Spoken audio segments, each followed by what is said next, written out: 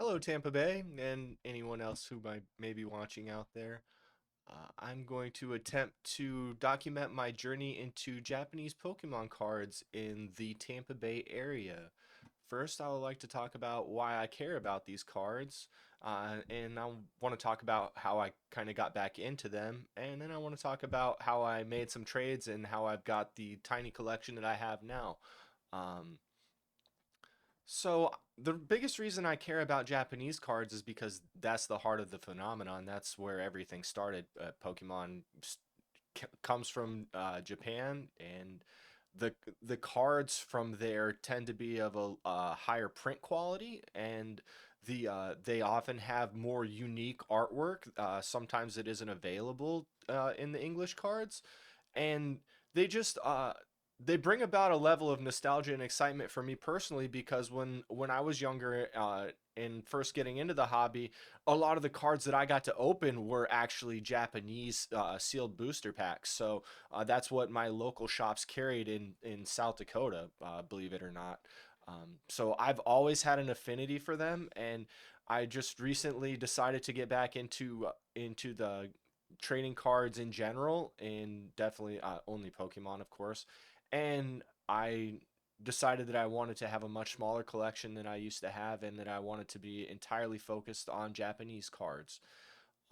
With that in mind, I want to talk about the trades that I made in order to get what I've got now. So I had a sizable collection when I was younger, but I have since passed that on to my brother and his family because I would like my niece and nephew to enjoy them the way that we did, and I know that those cards are in excellent hands, and that uh, they'll continue to help this hobby and this pastime and this passion of ours grow within our family, and that means a great deal to me. However, in after I sent him all my cards, I realized that I still had a binder left, and so I figured, why not, let's see what we can get for it. It was the Southern Islands collection in English set. It was 18 cards, only 2 pages in a small binder. Admittedly, mine wasn't in the best condition. However, I did get offered a great price at a local shop, or so I thought. So I went ahead and took that deal. They offered me in-store credit, which I turned into 3 booster boxes and an ETB in English sets. So I got 3 Surging Sparks and a Chaos Rising ETB. And I got home and I felt amazing about the trade. I decided before I'd gone out that if I got offered $500, I would be more than happy to take it for that binder, just to get, like I said, just to start anew, to either take that money and buy another guitar or to turn it into some other cards. And as so the winds blew, it took me right into some more cards, and I'm very happy and I'm very excited about that. And so I got the collection home and I put it on the shelf, and I decided trading was the most fun I ever had when I was a kid.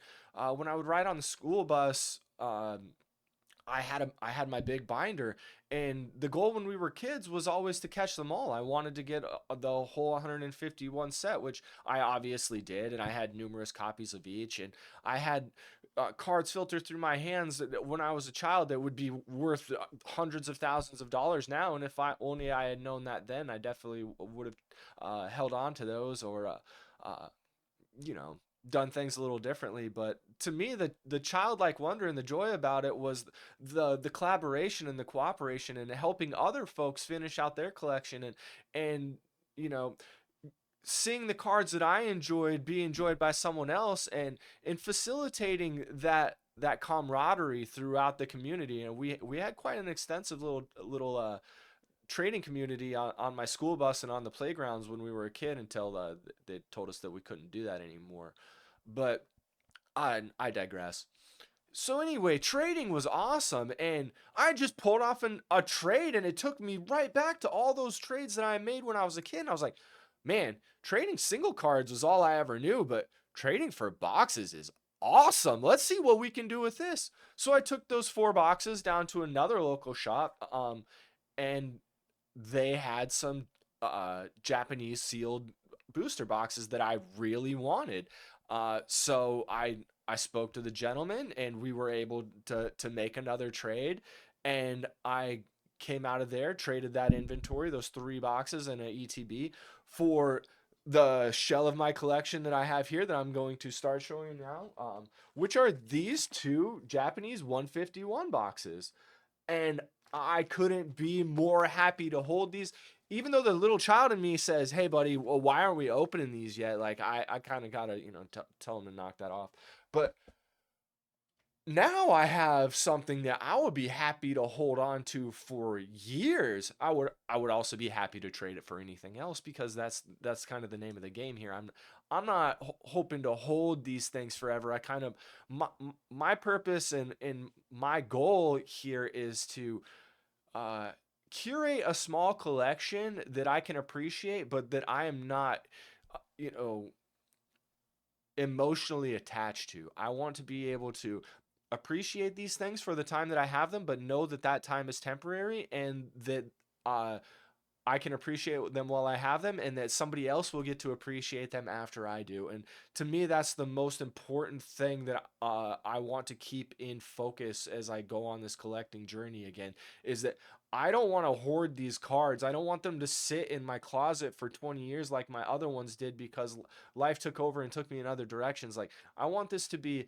a small time but very focused and concentrated thing. I want to be part of a community again, and I want to do my part in helping that community understand what I perceive to be a less appreciated aspect of Pokemon cards, and to to help folks understand why they might be interested in Japanese if they haven't given it a prior thought, or if they have, maybe help them further their knowledge about getting and procuring Pokemon cards from reputable sources, which is a big point of contention right now in the Pokemon card market, which I will definitely be talking about. Probably not in this video, but definitely in a future one it will come up.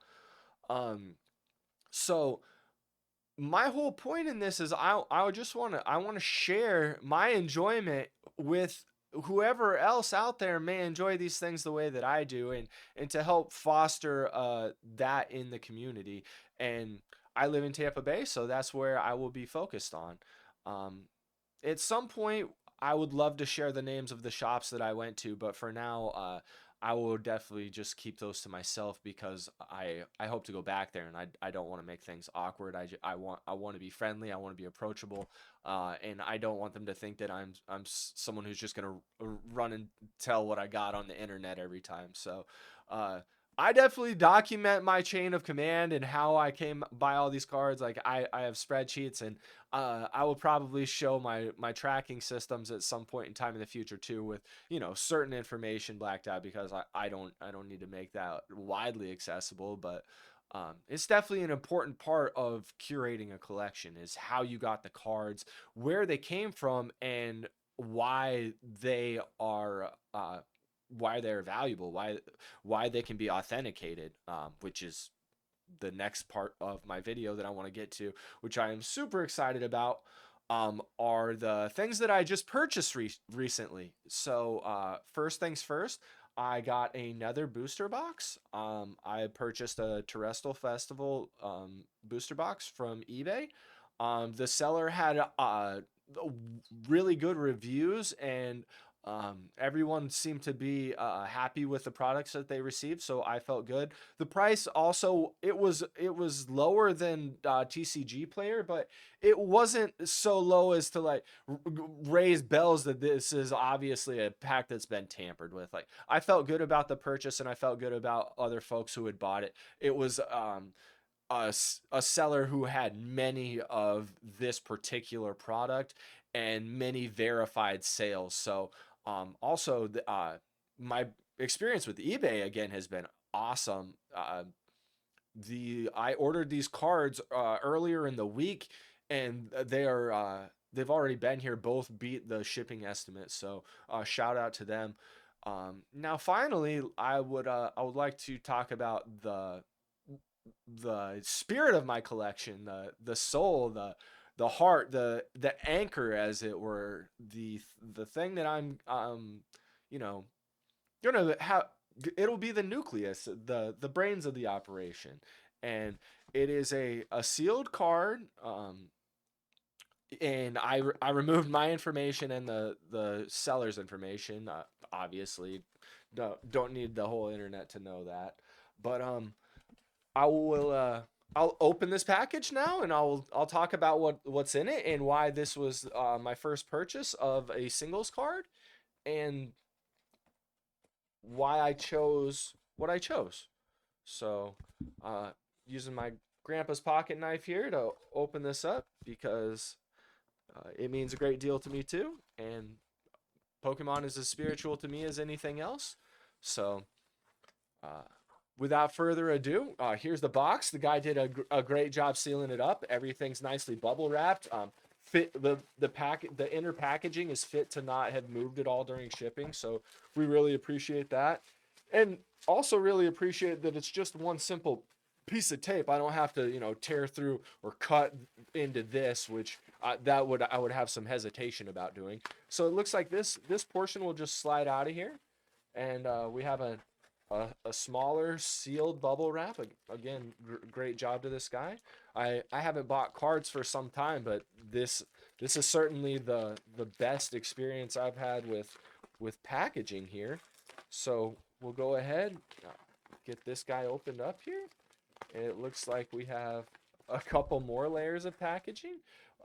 Go ahead and get the knife back out for this guy.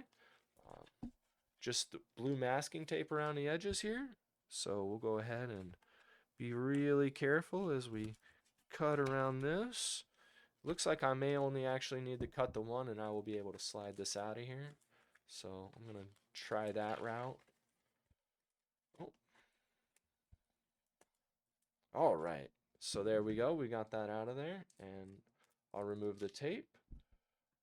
I'm gonna leave it in the sleeve here, but it is a graded card, obviously Japanese, because that's what we've been talking about. And it is this fella right here. It is a pristine 10 CCG rated V-Star Suicune. And this guy and I go way back. This card is hauntingly beautiful. He's standing there majestically in the middle of a open mountain range with glaciers and a haunting galaxy in the back. It's just a beautiful card. Like, I appreciate the artwork on this so much. And one aspect I don't know that I mentioned earlier about Japanese cards is I love how the writing takes up so much less space on the card than an English one does. Um, I don't have any English cards for comparison right now, but the just the text print alone, it's smaller. It doesn't take up so much room, which it lends to more real estate for the beauty of the card to come through.